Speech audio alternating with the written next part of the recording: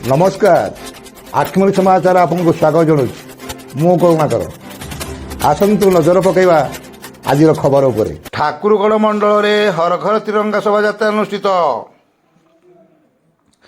देश प्रेम और जातीय एकतार वार्ता नहीं ठाकुरगढ़ मंडल में अनुष्ठित होईछि हर घर तिरंगा कार्यक्रम।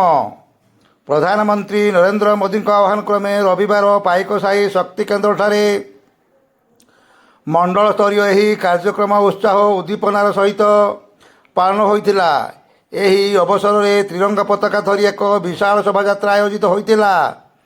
ठाकुरगढ़ मंडल अंतर्गत 8टी पंचायत शताधिक बीजेपी कर्मी और समर्थक एथिरे सामिल होई देशप्रेम जातीय एकता और अखंडतार वार्ता प्रचार करथिले। त्रिरंगा पताकार समग्र अंचल देशभक्तिर रंगरे रंगीन होई उठिथिला। कार्यक्रम में मुख्य अतिथि भाव पूर्वतन जिला उपसभापति अर्जुन कुमार साहू जोग देइथिबा बेले ठाकुरगढ़ मंडल सभापति सुजित कुमार देहुरी, जिला कृषक मोर्चा उपसभापति चैतन्य साहू, मंडल साधारण संपादक जोगेश्वर प्रधान और मानस कुमार साहू प्रमुख उपस्थित थिले।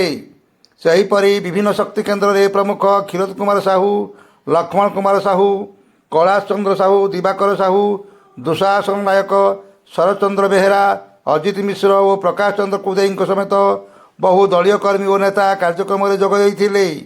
एही शोभायात्रा माध्यम प्रत्येक घरे त्रिरंगा उड़ाइबा सह देशर स्वाधीनता पाई बलिदान देइथिबा महान स्वाधीनता संग्रामी और वीर जवान मानक प्रति सम्मान जणाइबार वार्ता दिया जाइतिला। कार्यक्रम शेष में देशर एकता अखंडता और सार्वभौमत्व सुरक्षा पाई समस्ते एकजुट होई कार्यक्रम को आह्वान दिया जाइतिला। ब्यूरो रिपोर्ट 8 मल्लिक समाचार।